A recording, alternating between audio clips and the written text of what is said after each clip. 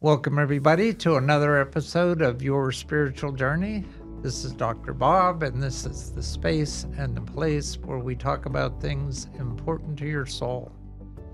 As always, we ask that you like us, maybe even subscribe, support us on Patreon. All those things help keep us on the air. And just so you know, there's still time for you to get in on our trip to Bali in June. So if you're interested in going to Bali to continue your own spiritual journey, check out our website, yourspiritualjourneypodcast.com, and click on the Bali tab, and you'll get all the information you need. So today's guest is somebody I've known for a little while from my church. You've heard from some people from Waverly in the past. And Karlie is such an interesting character, and I emphasize the word character, that I knew from the moment I met her. Whoa, I'm losing my voice. Hold on. Okay. From the moment I met Karlie, I knew I wanted her on the show. So Karlie McWilliams, she's a native Pittsburgher and a senior at Pittsburgh Theological Seminary. She's worked in the past as a mechanical engineer and a web developer. She grew up a United Methodist and has always been active in her church. A decade ago, Karlie, who at the time held conservative evangelical views, and you'd never believe that about her, but it's true, she realized that she could no longer live a lie. And after much wrestling with God and her faith, she decided to transition. Karlie has been living as her true self, a woman, for 8 years now. But no one was more surprised than she when God called her to seminary and is currently a student pastor at Waverly Presbyterian Church. She is planning on pursuing a doctorate in theology, trauma, and ethics after she graduates from PTS. So with that introduction, Karlie, I'd like you to begin at the beginning in your youth, and we got a little bit of taste in this, in terms of your spiritual journey, and take us through till now, and then I'll ask you some questions. I don't know if we have enough time for that. I started out as, it's a United Methodist. I went to church all my life. My family was not particularly religious. My mother and grandmother went to church every Sunday, and so we kids went to church every Sunday. And but for me, church was something that I enjoyed. School was not so great for me because I just got bullied a lot. So church was the place where I could go and feel safe. And as time went on, obviously I wanted to be friends with people who were Christians. And I fell in with conservative evangelicals, and that was probably in my late teens, early 20s. Uh-huh. And so for many years, those were all the people that I hung out with. And I married a girl. We met through a Christian dating group, which at the time was called Equally Yoked. We got married. She was Catholic, and I was still Protestant, but we made it work. But that's track one. So track two was I had been struggling with feeling like a girl on the inside since puberty. But obviously being with the group that that was considered to be just the devil tempting me and evil forces. And if I could just resist it, I could become the mighty man of God that I was meant to be. And so I had a rocky marriage. And part of that I realize now was because when you're trying to play a man, but you're not really a man, it's very difficult. I tried to be the manliest man who ever manned and failed. But I did well enough that nobody guessed that I was transgender unless I told them that I struggled with it. That was the term that I used then. But by 2015, our marriage just was done, and she left. And of course, being in the evangelical world, I was like, well, God's going to bring her back because, marriage is the most important thing. We got to show all the heathens. And after about a month, I figured out that she was not coming back. And so, like I said, there's no blame anymore. It was just, it wasn't a good match in many different ways. And But were there children involved? yes, at there that was. point? There was one son. So we had shared custody of him after the divorce. And so what I decided to do after I realized she wasn't coming back, my faith just crumbled because it was like, now what? And I had to start over. And I realized that for me, at least, I believed every word of the Apostles' Creed. And I was like, but everything else was on the table. Gay marriage, being trans, all that was on the table. And I'm like, okay, I need to find out if this is real or if it's just a phase or a fetish or whatever, and all the things that conservatives say about it.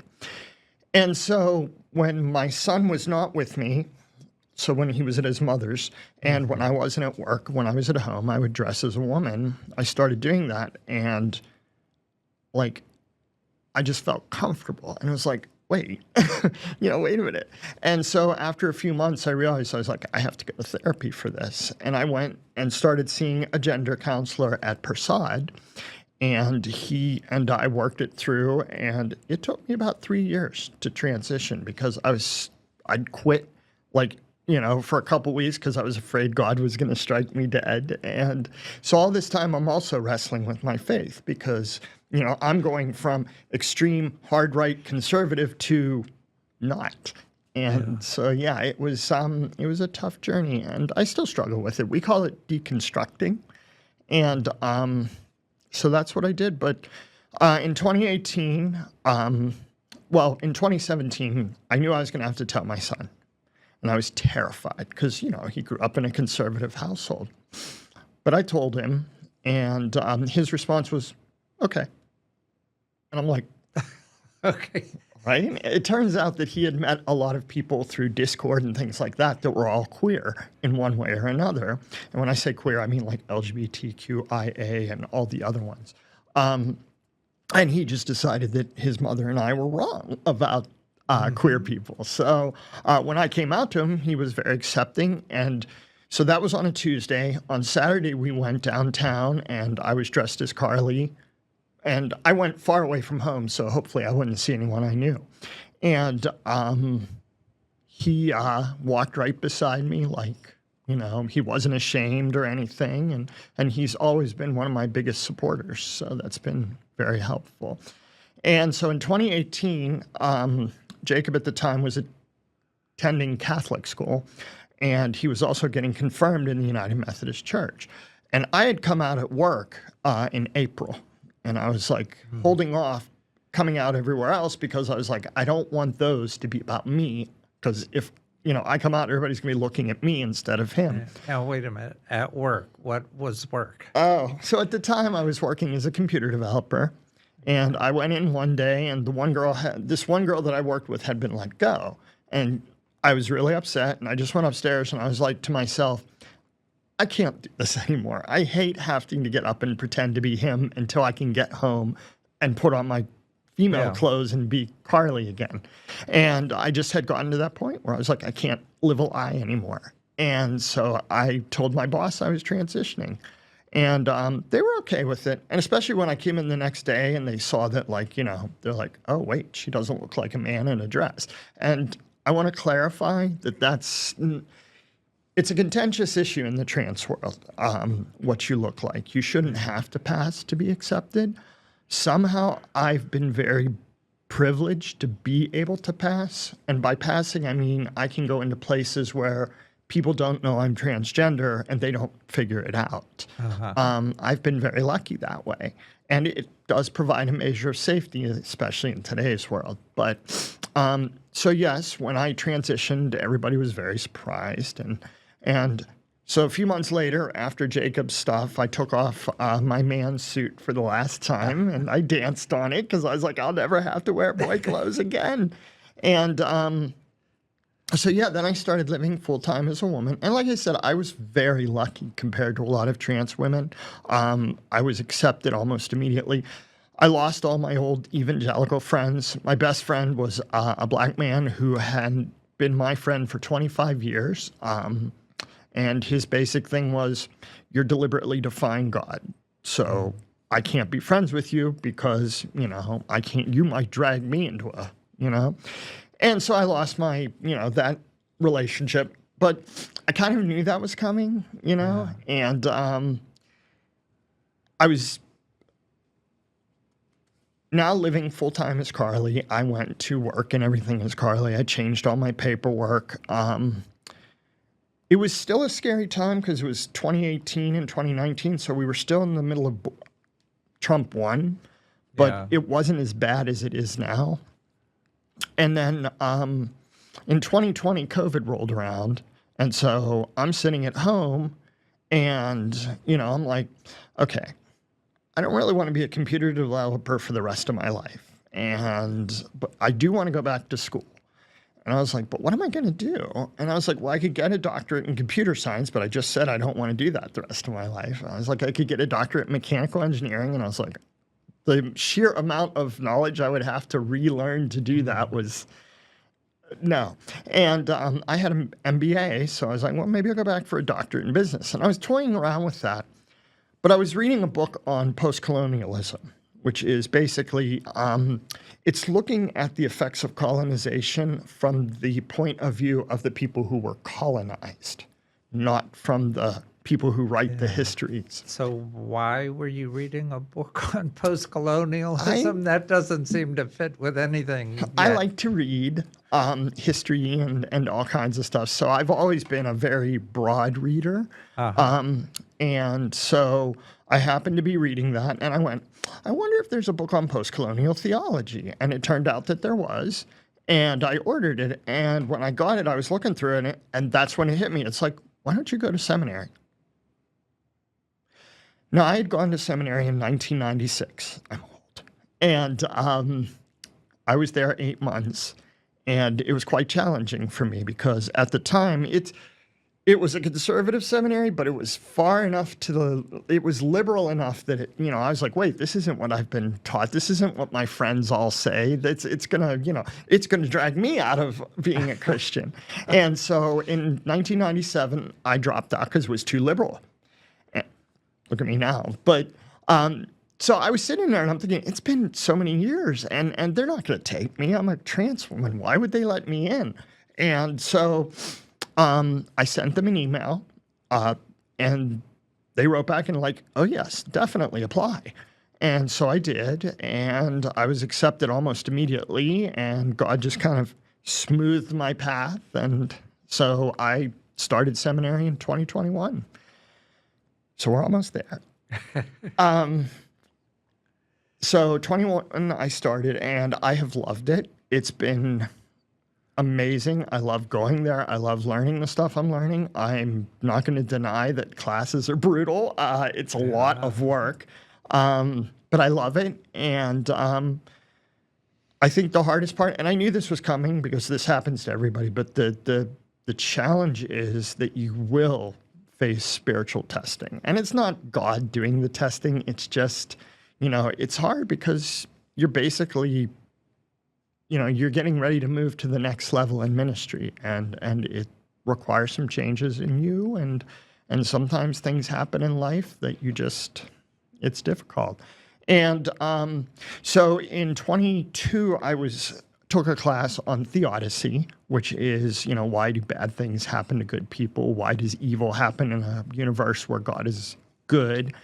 And then immediately following that, I went on a mission trip to Lebanon through the seminary, and we studied trauma because the people over there were having a really rough time. They still are. And this was even before their neighbor to the south was shooting rockets at them. And, I came back and there was a class on trauma counseling, and I took that. And so, at first I thought God wanted me to major in trauma, but I've since found that it's just going to be one of the tools in my toolkit. But I this year was a very difficult year for me. A lot of bad things happened, and it was a challenge. I got to experience what trauma is like firsthand and see what works and what doesn't. And it made me a lot more compassionate because now I understand what people are going through because I've been there. I've walked through that dark tunnel. And so coming to Waverly has been a wonderful experience for me. I'm not just saying that because you go there, but I do love it. I was supposed to be there last year, but what happened was I had two opportunities. I had Waverly and another opportunity. And the other opportunity, I picked it just because it was like, okay, which one am I going to do? I'll go with this one. And then, like, almost immediately, I was like, I should have gone with Waverly. Yeah. And I lasted 2 weeks at the other one. I was just like, this is not working. And so then in October, this is 2024, I interviewed Caitlin for my pastoral counseling class. And I was like, by the way, and she's like, yes. So I ended up at Waverly this year, and it is exactly where I'm supposed to be at this time. So that's right. And then bringing us all the way to the present, I will look to graduate in May, but as it happens, because of our current regime, opportunities for PhDs have kind of dried up a little bit for a while, and God has already, at the beginning of this month, God made it plain to me that I'm supposed to get ordained. Wasn't sure about that one. And then it was made clear to me in a very clear way, and I still don't know what that means. So that takes a couple years, so I'll be around for a couple more years, I think. And then we'll see where I end up. Yeah. And I think that's it. That was long. I'm sorry. No, that's what we're here for. So you have alluded to a couple things without being very specific. And I don't want to put you on the spot. No, it's okay. But I do. Okay. How about that?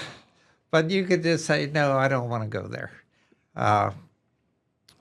So trauma that you've experienced recently that helps you be more compassionate with those who have experienced similar things.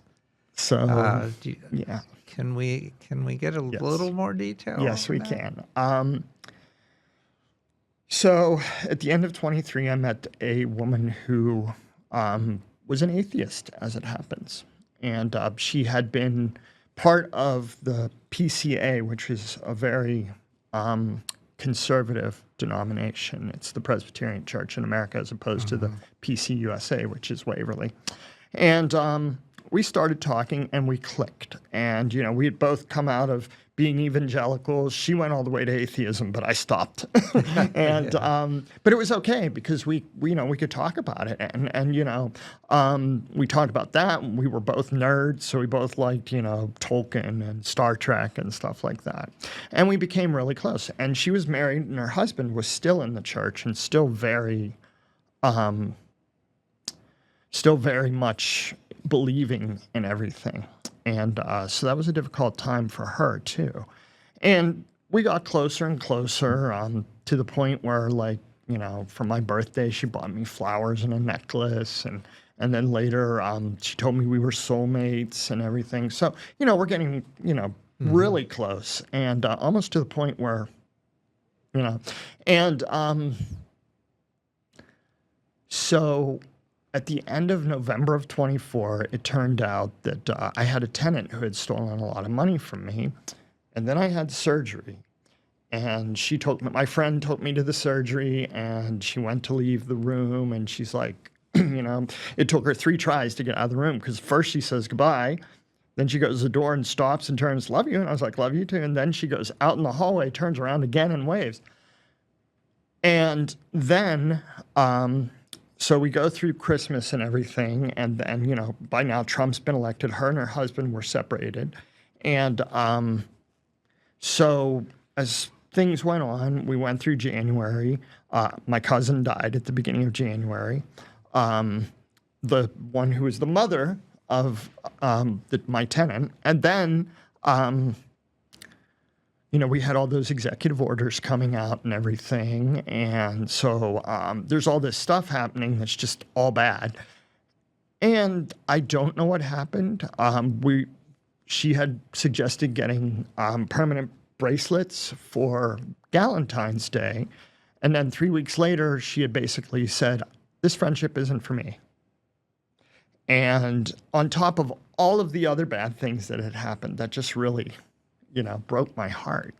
And so I was struggling. And I ended up, at that point, due to an argument, it had been a while since I'd spoken with my parents, and I called them up and we reconciled because I was like, I need people in my life, that love me. And I drove down to visit them, and that turned out to be a good thing because while I was down there visiting, I got to be with mom and dad and spend time with them. I came back up here and I went through therapy. It's called dialectical behavioral therapy, and it is really, really good. It helps you cope with stress and depression and things like that. And all this while still doing seminary and working and everything else.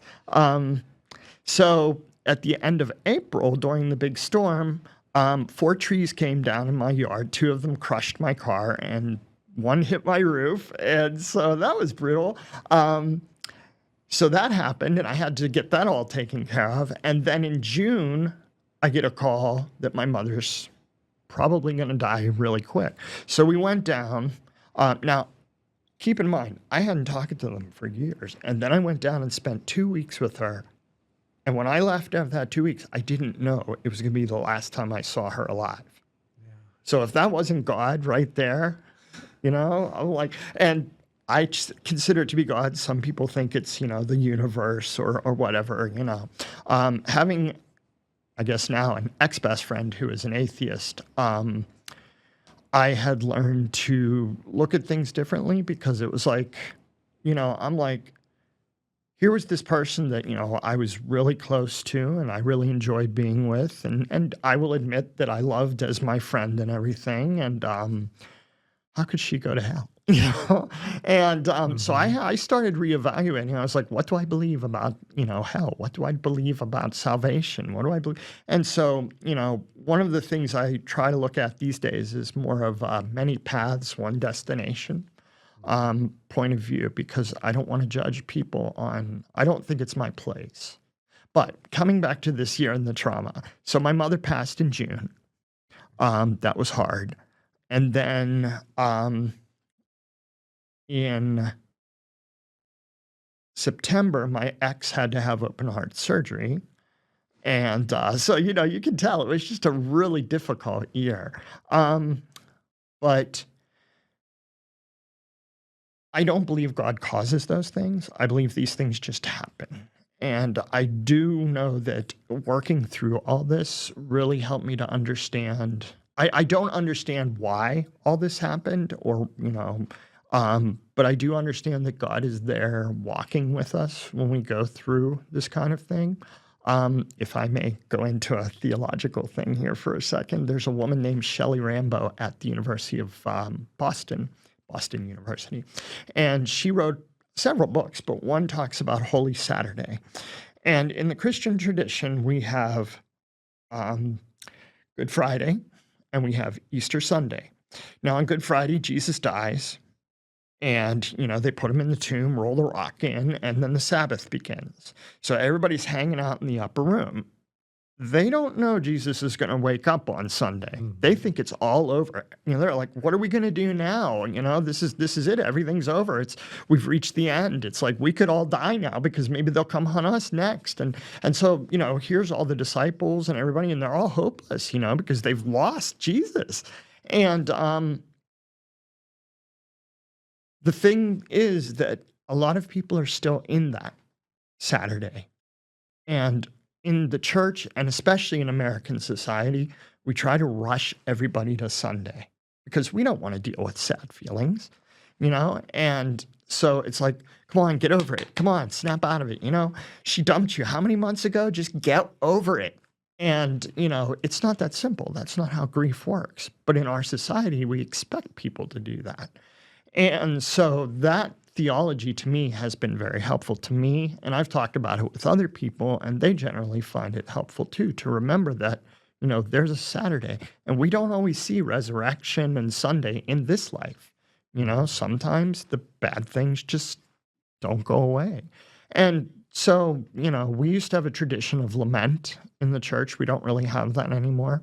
And there are some other things. So these are the kind of things that I've been reading about this year, is learning, what's it like to walk through the darkness. And I've learned it firsthand, but reading books on it and trying to make sense of it, and again, I don't believe God caused it. I wrestle with why God couldn't have prevented it or fixed it. But I know that God was there because, for example, the very day that I got the email saying, I need to, we need to break this off, one of my coworkers came with dinner, and then my ex-wife came and stayed overnight at my house to make sure I'd be okay. The next night, my sister invited me down to her house to keep an eye on me. And as the weeks went on, people I didn't even know would be like, "Hey, I know you from church. I have been praying for you. I hope you're okay." And I'm like, I don't even know who this person is. And I had another person that I'd gone to seminary with. I hadn't seen her in over a year. And she'd been in Spain. And she came back and she called me. She's like, "Hey, it's been a year. Let's get lunch and catch up." And it was just things like that. And it was like, that's how I know that God was there, because these people out of nowhere just came into my life and were like, that first, and now it's a lot further in between because I don't really need it as much, but it was a blessing. Yeah. And so yeah, it was very difficult.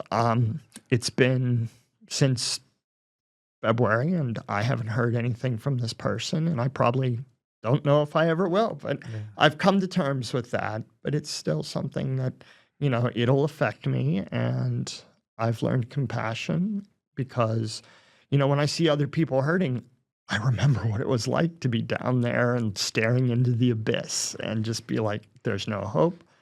I might as well just give up and so yeah, it's not something that I would have liked to have happened, but since it happened, I've learned a lot from it. Yeah. Well, and some people would say that's why those things happen. See, I don't like that because then it implies that God made it happen. No, not that God made it happen. It's just that those things happen so you learn lessons.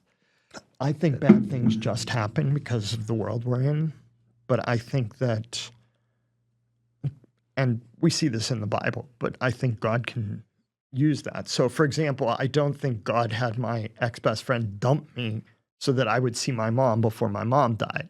Mm-hmm. But because my best friend dumped me, I was like, why don't you call your mom? and so, I think that's kind of, it's, and of course I'm blanking on the verse, me, the seminary student, but, God can work all things together for good. And I think that's what it is. It's not that God makes bad things happen to make good things happen, but bad things happen. And then God says, I can help you get, and that doesn't mean everything's going to be wonderful or perfect. I still have times when I struggle and everything, but yeah. So speaking of your parents, Mm-hmm. how have they dealt with this transition? Well, Mom is gone. It was really hard for her because she wanted a son and a daughter. And so I have a sister. When I transitioned, she lost her son. And that was really hard for her. And they were born in the 40s, so it's really hard for them. They came from a certain age. It wasn't a religious thing. It was just more, that's doesn't make any sense. Why would you want Yeah. And but as far as they were concerned, and my dad's still around, and as far as they're concerned, I'm still their child. They don't agree with what I did, but they do love me. So, I guess that's something that I can be grateful for, is that they still want me in their lives. Yeah. And I hope when I walk down the graduation aisle in May, my mom is proud of me. Yeah.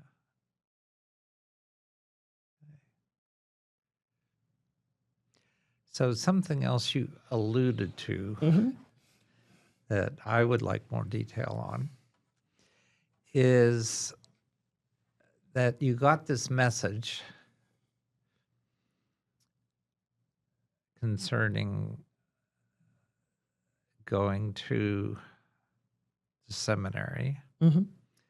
You got this message about, well, you really shouldn't go for a doctorate in that area. You should work on ordination. How are you getting these messages? Oh boy. So that's a contentious issue. God does not talk to me.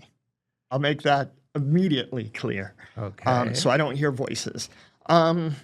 Seminary I was sitting there reading the book, and I just got this thought, like, I should go back to seminary. And I was like, I can't go back to seminary. And that was literally what it was. And it was, some people say, oh, that was just you. But I'm like, no, because in a million years, I would never have been like, oh, I should go to seminary. It was, especially because I had transitioned. And I figured once I transitioned, that was it. There was no way they were going to ever let me be a pastor into a seminary. And I was wrong about that, but I didn't know that. But I wouldn't have found that out had that thought not come into my mind. So again, it's not that God said, go to seminary. It was more God just, there was a thing where I was like, I should go to seminary. And then I knew that was what I should be doing. And as far as being ordained, that one's a little different. So I've really struggled over the last few months. Before December, because, with everything that had happened this year, and there were some things that happened that made it seem like my ex-best friend still missed me, but there was no way to know because I couldn't contact her because she had ended the friendship, so that was like a hard boundary. And so, I was really struggling with it because, we're coming up on the holidays, and I'm like, I really miss her, and blah, blah, blah, and then, I'd lost my mom, so this is my first Christmas without her. And, then but my denomination, it turns out you have to have a specific percentage of your classes be in person. And I didn't know that when I started at seminary. Uh-huh. And so I had about 60% of my classes were online. Yeah. And so at first they weren't going to let me get ordained. And I'm like, well, what am I going to do now? Because I'm like, okay, well, I can't get ordained and I can't go to the PhD program because the funding has dried up for a lot of PhD programs because of the regime taking away funds and everything. So a lot of them, for example, Boston was one I was looking at because that's where Shelley Rambo is, the lady I talked about earlier with Holy Saturday. But the government, they don't have funding for their PhD for next year, and they're not sure they're going to have it the year following. So I wasn't sure, I was like, I don't know what I'm going to do when I graduate. I was like, should I even graduate? Maybe I should stay and take more classes, or maybe God's saying get out of the United Methodist Church and go to the Presbyterian Church. And as it happened, that was a difficult weekend for me. I got sick and had a fever. That's why I missed church that Sunday. And I spent most of the weekend either sleeping or crying. And because it all just caught up with me. And Monday I got up and I managed to get myself to work. And I got an email saying, you know what, we think you took those classes in good faith. And we're going to recommend that you go ahead and that you be ordained. And I'm like, oh. So that's what I'm saying. I'm like, well, that would be, wow. And so I choose to interpret that as God saying, yes, get ordained. Do it in the Methodist Church. And the other thing about that is, and especially as a trans person right now, I interpret that as I'm going to be around a while. I will definitely probably be in Pittsburgh at least 2 more years, and if God calls me to be here longer than that, I'm sure God will make that clear. But the other thing that happened at that time and what really triggered the crisis was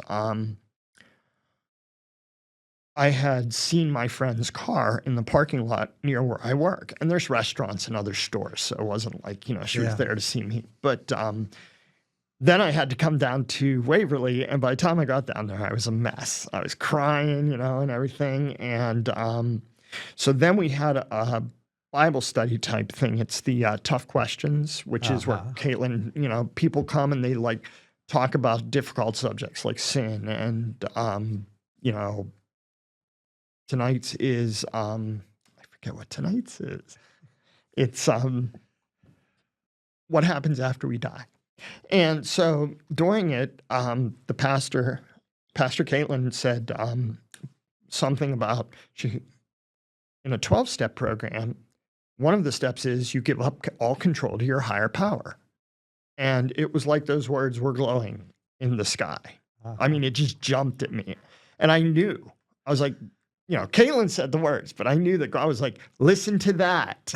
And so, at the beginning of the month, that's what I did. I just gave up trying to control everything, including ordination, including whether or not I ever saw this person again, all these kind of things. And so at first it was just like I gave up control, but it was like I'm giving up all hope now.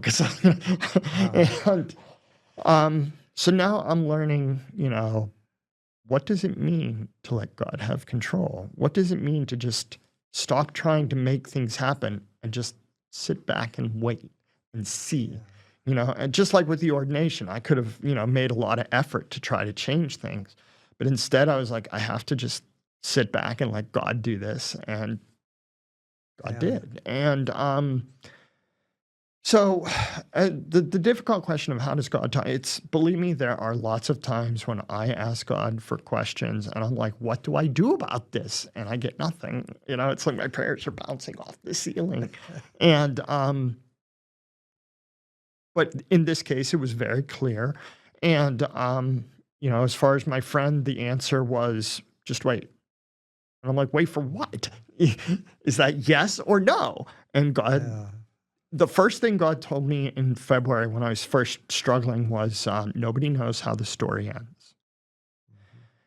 And then, now there's just let go of control. I've never gotten a yes or no. I've got a very clear yes with ordination, but I did not get a clear yes or no with my friend. So I don't know if I'll ever be friends with this person again. I don't know if, they even want to be friends with me. But regardless, God is just like, just let me have it. Stop trying to control it. Just let me have it. And so, okay, it's all yours. And that's not easy. It's as humans, it's hard for us to let go of control. And I guess maybe that's what God is trying to teach me now is saying, hey, look, I got you.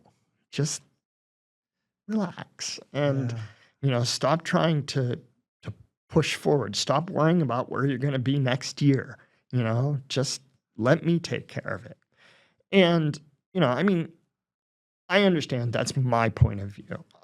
That's another thing. I'm one of those people, I don't push my point of view on other people. I'm not an evangelist. If lots of people ask me questions about God because they all know I'm a seminary student, but I'm not somebody who tries to convert, and it's more because I'm like, I'm still working through the questions, and this is my point of view. This is what I've managed to figure out so far. And maybe I'm right, maybe I'm wrong, One of the key conversations I had with my ex-best friend, we were talking about the problem of evil. Why do bad things happen in a world if God is so good? And at one point I just said, I don't know the answer to that question. And she looked at me kind of funny and she says, you're the first Christian I've ever met that said, I don't know. And I'm like, well, we don't know the answers. We don't have them all. So when I was an evangelical, I knew all the answers. But now that I'm not, I've come out of the little evangelical box. There's a lot I don't know, and I'm still learning. Yeah, my favorite combination of words is patience and faith. And sometimes I just have to say those words over and over again. Yeah. Patience and faith. Yeah. And waiting. Caitlin recommended a book to me by Sue Monk Kidd. It's called When the Heart Waits. And that's what it is. It's about waiting. And I'm like, I knew about be still, the verse be still, and be still and know that I am God. But I got the part about being still. Matter of fact, it was funny. My pastor was teasing me at one point, not really teasing, but we were talking not long after I got dumped. And she says, Karlie, she says, you like to talk a lot. She says, do you ever just shut up and listen to God? And I'm like, so I do try to do that more often. Can't say I've heard answers, but, even just spending time in silence is a good thing. But I think the part that I missed was waiting too. And that is not something I'm good at. I want to know what's going to happen. I want to know what's going to happen right now. Tell me where I'm supposed to be in a year, and that's not how it works in the Christian walk. And maybe in other faiths, I don't know. But at least in my walk, it has been, a lot of God saying, just be patient, wait and see. And I'm like, I don't want to be patient. I hate being patient. So yeah, that's a skill that I'm trying to do now. So something I was curious about from your own faith and past is that there were certain times during a service when you would cross yourself, and I would see you. Make the sign of the cross. My ex gets so mad when I say cross yourself. And I was okay when you would perform the sign of the cross. So. What was that about? I've noticed that you weaned yourself away from that a bit. I did it because it reminded me of what I was doing and where I was. And what weaned me off of it, it's funny you say that. So in the Presbyterian Church, you guys don't have an altar. You have a table. Mm-hmm. Whereas in the Methodist Church, we have an actual altar up there. So when I was doing this, it was, God is at the altar.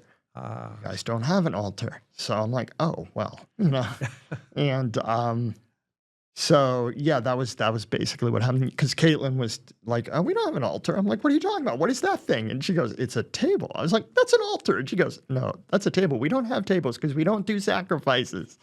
And I was like, okay, we don't either, but we have an altar. So it's just a difference in our denominations, that what we have up there. But I was doing the cross, and if you'll notice during communion, when she raises the bread and wine, I go like this.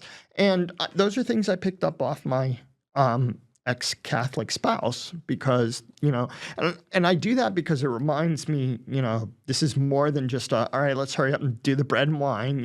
It's Jesus is here. I don't think that the bread and wine literally change into Jesus. I'm not a transubstantiation person. But I believe somehow Jesus is there when we do it. And so that the physical act reminds me, Jesus is here. And the same way thing with making the sign of the cross was, if I thought it was an altar, it was like, God is here. And I know God is there when we do it in the Presbyterian Church, but there's no particular spot for me to direct that to, because there's no altar. And so, that's why I stopped doing it there. If I was in a Methodist church, I would probably keep doing it. Yeah, but when I question communion and the body and the blood and transubstantiation, I did get a message from Jesus that no, that's not my blood. That's not my body. That's my energy. That energy is love. Mm-hmm. And I like that. And what you're taking in is my energy of love. Mm-hmm. John Wesley, who founded the Methodist religion or denomination, he didn't believe in transubstantiation, but he didn't believe it was entirely symbolic either, which the Methodist Church has moved more towards it's entirely symbolic. But John Wesley, who took communion as much as he could, I mean, he would take it every day if he was able to, he believed that somehow Jesus was present when you took communion. And I think I agree with him there. That's my opinion. My ex-best friend used to call it blood magic, Yeah. but I see it more, in some way, Jesus is with us when we do communion. I don't know how. I don't really need to know how. Yeah. That's something that I can sit there and think about. But, I've learned, now that I'm not an evangelical anymore, I've learned that there are a lot of things I'm not going to know this side of Yeah. eternity. Well, but if he's there for you, he's there. Mm-hmm. You know, Yep. that's all that matters. Yep. You know? Okay, this past Sunday at Waverly, Okay. you gave a terrific sermon, Thank you. and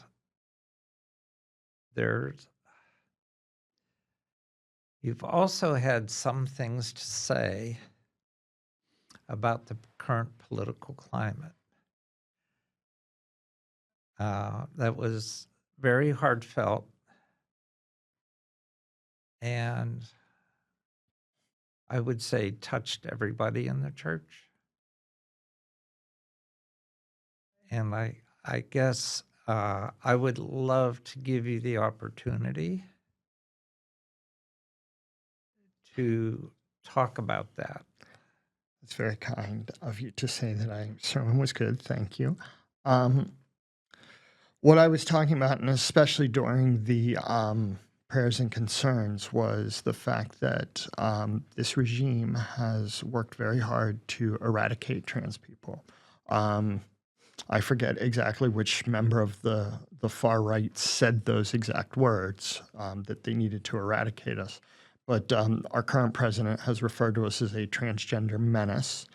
And, there's obviously the fact that people say that, you can't be a real Christian if you're transgender. And, that's hard to hear because you're like, why? Why? And, they'll pull verses out of the Bible and everything. And that's why I'm in seminary, because I'm like, no, this isn't how it works. And so, I want to be able to spread a message of hope. I stand up for every one of my transgender siblings, and a lot of them don't. They don't believe in God. They don't believe in church. And it isn't because they're bad people. It's because they've been driven away by the hate that has been thrown at them from society and the church.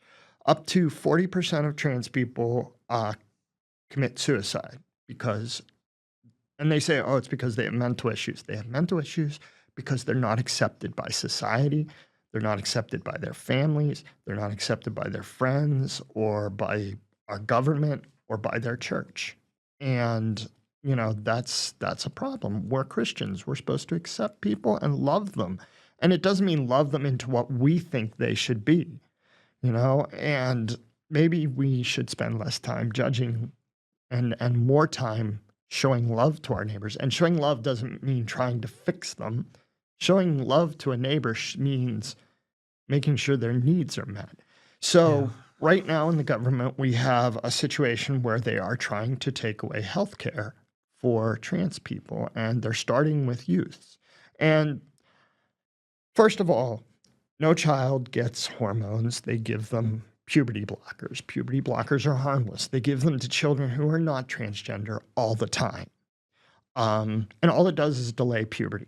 And the reason you do that is, so for example, me, I will never have hips because I started taking estrogen in my 40s. So I will never have a curvy body because of that. And so kids who are able to postpone puberty until they're old enough to decide that they should take hormones, and people are like, well, what if it's the wrong thing? Well, that's the whole point of the blockers. You wait and see. But once they start taking them, then they will, instead of going through a male puberty for a trans woman, they'll go through more of a female puberty, and that way their body will, form more like a woman's than mine ever could. I'm lucky, I've taken it. My pelvis tilted forward. I lost 3 inches in height. My feet shrank a little bit. My body hair is almost gone. But there's only so much you can do. Like, you can hear my voice is very low because I went through a normal puberty. And so a transgender child who goes through that and uses the blockers and everything, and then decides, you know what, I really am trans, and they start them on female hormones, usually between 16 and 18, which by then they're old enough. They know who they are. I mean, we say little kids that are 5 and 6, oh, he's totally a boy. Well, if that's the case, I think they know, what they are. And then, the other thing about developing with a woman's body instead of a boy's is you don't have this thing where it's like, oh, we're letting boys play in girl sports. No, if they have puberty blockers and then they take hormones, they will never have a man's body. I lost probably 80%, 90% of my strength, and I'm an adult. And so, I used to be able to deadlift 340 pounds, and now I'm lucky I can pick up a 40-pound box of paper. And that's how much it changed me. So when people say, oh, well, they have an unfair advantage, I just go, no. So they're trying to cut off that health care for the kids. And the problem is kids especially are going to look at that and they're going to say, there's no hope. I might as well just give up. And youth suicides will rise. Because they'll look at it and go, I don't want a man's body or a woman's body if they're, and they'll just give up. And so what they're doing is unspeakably cruel. And now they're talking about making it a felony to even provide therapy to a youth because of gender ideology being not real to them. And it's like, it's very real. I've struggled with this since I was in puberty. I was prayed over. I was baptized in the Holy Spirit. I went to Christian therapists to help me get over it. I tried everything. I didn't want to be trans. I wanted to be normal, which there is no such thing, but I wanted to be normal. And that way, I could be married to my ex and be, everything would be fine, but nothing worked. And, believe me, I tried. And so, when they say that, oh, it's just, all in your head, or it's not. I couldn't get rid of it. And what cured me of being trans was transitioning. I am happier now. If you talk to the people in my life, they'll tell you there's a difference. I'm happier. I'm myself now. I'm comfortable in my own skin. It's been a huge change. Even my ex and I, when we split, it was very acrimonious. And now we're good friends. I'm fixing Christmas Eve dinner for her and her mom and my son this Wednesday. And that's how much things have changed. Yeah. And because now I'm just free to be me. I'm not trying to cover up the woman inside me with toxic masculinity or anything like that. It's like I can just relax and be Karlie. Yeah. Did I answer your question? Yeah. Okay. Somewhere in there. Talking. But no, just I think the important thing is what the regime is doing is ignoring science, because there's a lot of good science that shows that people are happier when they transition. It shows that, especially children, everybody worries about, oh, what if it's the wrong decision? Well, actually, more people regret getting tattoos than transitioning. There's something like a 10% regret rate on tattoos, whereas transitioning, there's like maybe a 1 or 2%. Yeah. So, I mean, it's very low. And they try to make it sound like there's a lot, but there isn't.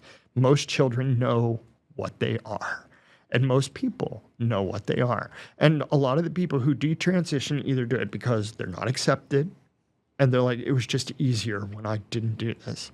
Or they detransition because, they get convinced by a church or something that what they're doing is a sin. And unfortunately, it never works. They end up retransitioning later because they're miserable. And, the actual number of people who genuinely wish they hadn't is very, very low. And I know me, I would die before I go back. I'm so much happier now than I was as him. And it just, God is, I think, with everything that's happened, God is just fine with what I did. God has blessed me with, in seminary, this will be the first time I admit this in public, but I have straight A's, except for one A minus. But I have a 3.99 average, and, God has blessed my journey. And, now I'm at Waverly, and it's been everything that I hoped it would be. And, so a lot of hard things have happened, as we've discussed, but it has been, becoming Karlie was the second best thing that ever happened to me. And my son is the best. And he knows it, right? He knows it. He knows it. I've told him that many times. Yeah. Okay, I'm just checking the time because I know that you have another obligation tonight. That's okay. And so I'm just trying to be careful of your schedule. Not a problem. So you've really answered all of my questions. And just to let you know, Waverly is so thrilled to have you. So I guess I do have one more question. Okay. Because watching you, and I won't say from the pulpit, because no one at our church preaches from the pulpit. No. But watching you deliver a sermon, you are very theatrical. And it's, I guess it's such a blessing to watch you do your theater up there. And I was curious to know, do you have any theater training? Have you, is this just natural to you, or have you taken some theater courses? Where does that come from? I've never taken any theater courses. There are two places that comes from. The first thing is, when I was a kid, I was in, so there's the Masons, and they have a youth division called DMLA. And we used to memorize speeches, and then we would give the speeches and everything. And so that's how I got pretty good at doing that. I had given sermons in the church and been worship leader in my own church for years. And so it's not that, like, every time I get in front of a crowd, I'm super comfortable, but it's more I know how to do it, and I'm used to it and everything. And then the second part is, as far as the theatricality is, there's two things there. The first one was, when I became a girl, I became much more expressive. As a guy who was kind of like, like if I was a guy right now talking to you, I'd be like, yeah, yeah. But as a girl, I just, I use my hands to talk a lot more.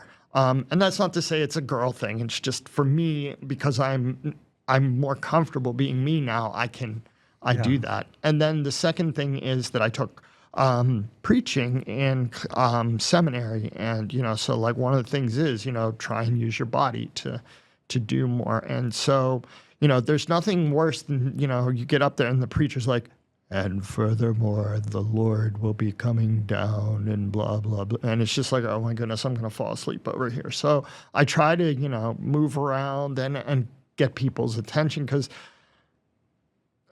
I want people to know that God loves them. There's a lot of talk about sin in the world and everything. And I agree, there's a lot of bad things that happen, and there are people who do a lot of bad things and everything. But the problem is, for many years, I saw God as this angry judge, just couldn't wait to smite me for what I had done. And after I transitioned, I was like, that's not the God that I believe in anymore. And the God I believe in loves us for who we are, and not for who everybody thinks we should be, or even necessarily who we think we should be. My son, he does things I don't like, but I love him anyway. Yeah. I don't sit there and go, well, that's it, you're no good, you're going to burn in hell. No, and so why would God do that? God is the ultimate parent. So why would God be any different than me when it comes to my own child, if we're children of God?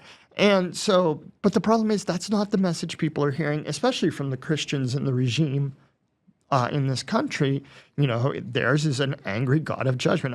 Jonathan, I forget his name. I want to say Winters, but that's not it. But No. It's not Jonathan Winters. But there was a preacher in New England back during the late 1600s, early 1700s, and he wrote a sermon called Sinners in the Hand of an Angry God. Right. And it's a very well-known sermon. But the problem is that's how everybody sees God now, and that's not who God is, and Jesus proved that. Jesus came because, God wanted to spend time with us. I mean, if Jesus just came to, get rid of our sins, I'm sure there was a better way than spending 33 years hanging out. And then, I think, it could have been done a lot faster. But God wanted to spend time with us and still does, and so there's that relationship everybody talks about. I think we do too much of an individual relationship, which is why, people don't look out for their neighbor. We need to understand that, loving God and loving neighbor means in community. And so it's important to me when I give a sermon, I want people to listen. I want them to pay and I know not every sermon's going to hit. I mean, I've been in churches long enough to know that. But I'm lucky here because I only give a sermon once a month. So I have time to work on it and everything. And I'll be honest, going into the sermon, I didn't know how it was going to be received. The one in November was that was the one for Trans Day of Remembrance, and that one blew me away. Like, the response to that was incredible. I'm like, I'm still processing that one. But it was a gift that Waverly gave me that day. But yeah, and then this one, like I said, I was just like, I don't know about this one. And Caitlin's like, no, it's really good. I was like, and she's like, no, it's really good. And I'm like, okay. So yeah, we're always our own harshest critics. Yeah. Well, and as you know, Aaron C. has preceded you at Waverly, and Aaron was also on this program a while back. And, Aaron kind of paved the way for you. We were very excited when we met because it was like, oh, there's another one in the Congress. It's not just me anymore. So that was nice to meet another trans Christian. Because the problem with, I had mentioned before how a lot of trans people don't have any interest in church or in God because of what they've been through. And sometimes when you're a trans Christian, you have all the people over here who hate you because you're trans, but all the trans people are mad at you because you're a Christian. And they're like, how can you worship, how can you be one of them? And so, Aaron and I share something that, neither one of us has a lot of friends that do that. Yeah. I know a lot of queer people that just, they've been hurt by God and they want nothing to do with it. So they try to pray the gay away. And those are the people, they do pray the gay way because the gay person leaves. But then they don't want a relationship with God. And I think that's terrible that they drive them away like that. And,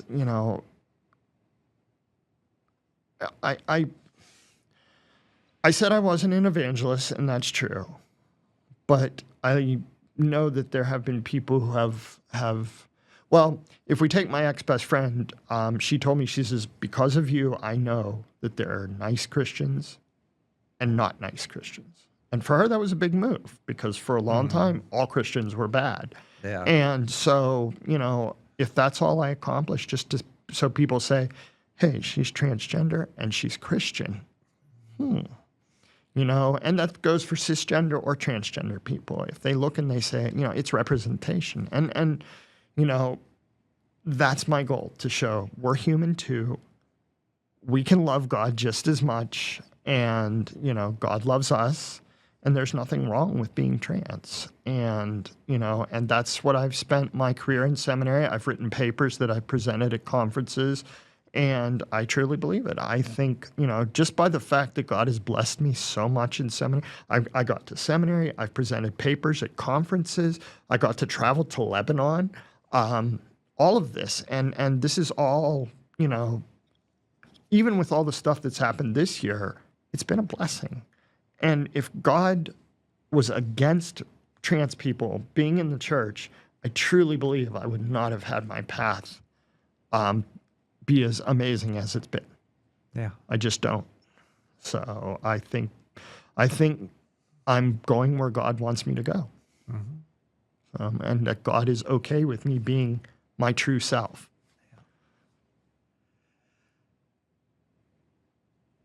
With every podcast, as we reach this point, I give the guest an opportunity to leave the audience with a few words. We can call them words of wisdom or just words, but this is your opportunity to do that. I think what I would say first, like I just said, is that trans people are God's children too, and we can be just as spiritual as everybody else. And the second thing I want people to know is that God loves everybody, that when the final feast comes, at the end of the age, we'll all be there. All are welcome.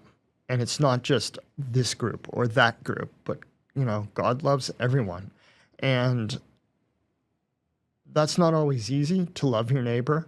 It's hard for me to love the people in this regime, for example. But at the same time, if God calls me to do that, and says, hey, you need to go to this person, then that's what I'll do, because,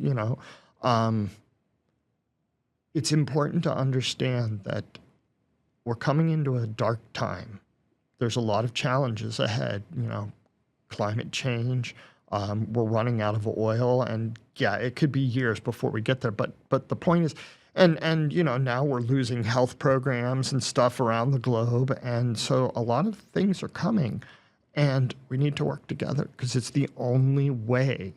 And the church should be the one leading that, not telling everybody else what to do, but just being out there and helping people and loving them and letting them know, there is love in the world. The early Christians, the whole goal was to be known for their love. Christians are not known for their love anymore. We're known for being exclusive or being hateful, and that's not how it's supposed to be. We're supposed to show love to our neighbors, and I think that's the biggest lesson is we need to love our neighbors, because with everything that's happening, it's more important now than it has ever been. Okay, audience. As always, take what you've heard, consider it, and if it resonates with you, incorporate it into your life. Put the rest on the shelf until you're ready to deal with it. And until next time, this has been your spiritual journey.